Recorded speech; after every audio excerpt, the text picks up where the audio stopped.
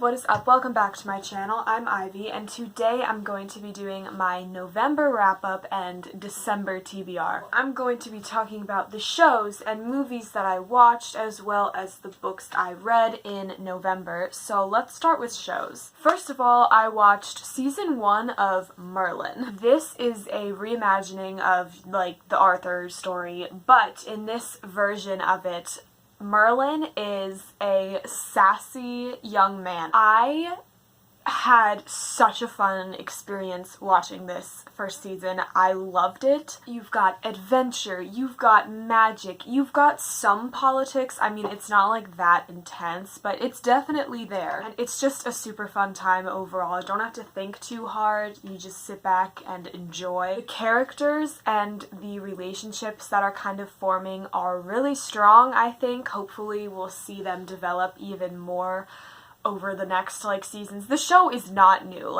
it's done. It has 5 seasons out right now and it's on Netflix, but it's new to me, so I'm hoping that I'll see lots of character development, lots of relationship development. It's already fantastic. I'm having the time of my life. It is extremely cheesy, but that's part of what makes it so charming. I gave it 4 out of 5 stars, and yeah, it did make me cry. The next thing I watched was Buffy the Vampire Slayer Season 3. The basic premise of this show, we follow Buffy Summers, who is a vampire slayer, which means she basically is the chosen one and she has to protect the world from demons and stuff. She happens to move to Sunnydale, a town that is known as a hellmouth. Buffy and her gang of friends just protect Sunnydale. I have become so emotionally attached to every single character on this show, specifically Oz. He is one of the best characters I have ever encountered.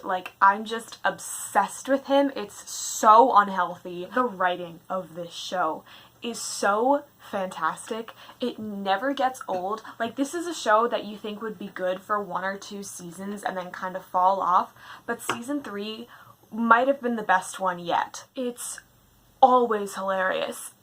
I don't think I've ever gone an episode of Buffy without laughing out loud at least once, but it's usually multiple times. That being said though, it still finds a way to get past the silliness, to get past the humor, and have a super emotional impact. The finale of season 3 wasn't quite as emotionally traumatizing as I expected it to be because the characters graduate high school at the end of season 3, and I don't know, I expected it to be more emotional than it was, but I still enjoyed it. Buffy season 3 gets 5 out of 5 stars from me, and yes, it did make me cry. Okay, so movies. So first of all, we have The Hunt for Gollum. This is a fan film about Lord of the Rings. Specifically, it follows Aragorn when he is hunting Gollum.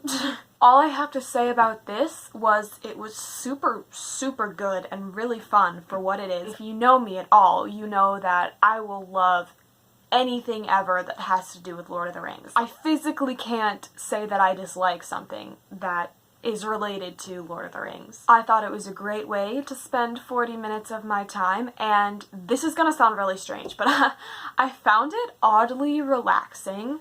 Even though, people were fighting with orcs and stuff, it's just being in Middle-earth.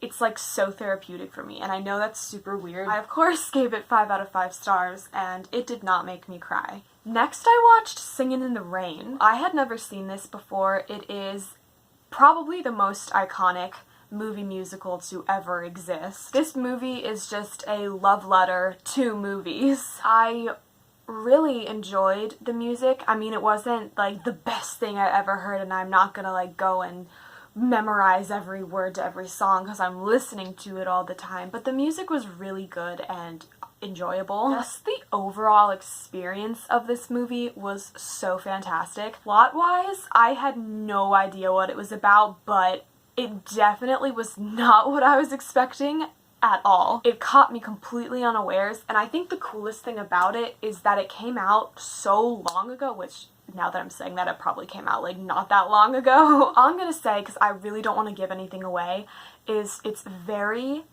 meta and it really makes you think, and it is so well done and so well thought out, and I think you could probably watch this movie over and over and over again and pick up on something new every single time. Because of that, I really want to rewatch it because now I kind of know what's going on-ish. So I give that 5 out of 5 stars, and it did not make me cry. This next thing is not really a movie, but I had to put it in here because I just had to, and that is the Long Pond studio sessions. Taylor Swift came out with a surprise announcement saying she was releasing a thing on Disney+.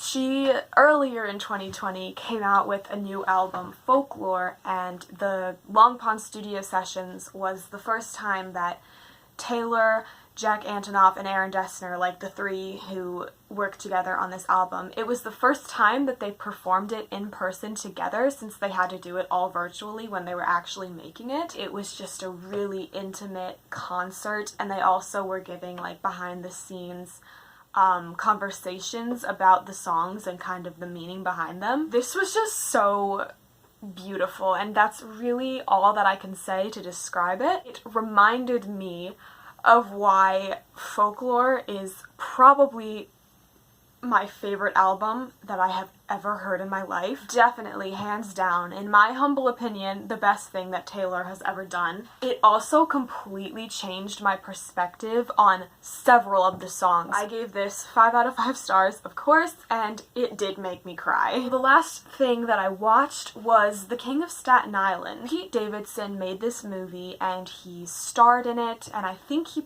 probably had a hand in writing it for sure because it's based on his true life story, but it's like fictional still. Pete Davidson is just so incredible, so talented, so funny. This movie itself was so well done. I thought it was super just down to earth and raw, and it really, really felt real. Like all of the people in it seemed so real and so tangible. I thought it was a perfect mix of humor, like it was so funny, you have no idea, but then it would also be super serious at times and super hard-hitting and good. That being said though, it wasn't like over dramatic, like he didn't go over the top and overly dramatize things. My only complaint was that it was a little too long. I think it was definitely over 2 hours, and yeah, it felt a little too dragged out, but other than that, it was fantastic. So I gave it 4.5 out of 5 stars, and I did not cry. Alright, so I read 2 books in November. The first one was The Red Scrolls of Magic by Cassandra, Clare, and Wesley Chu.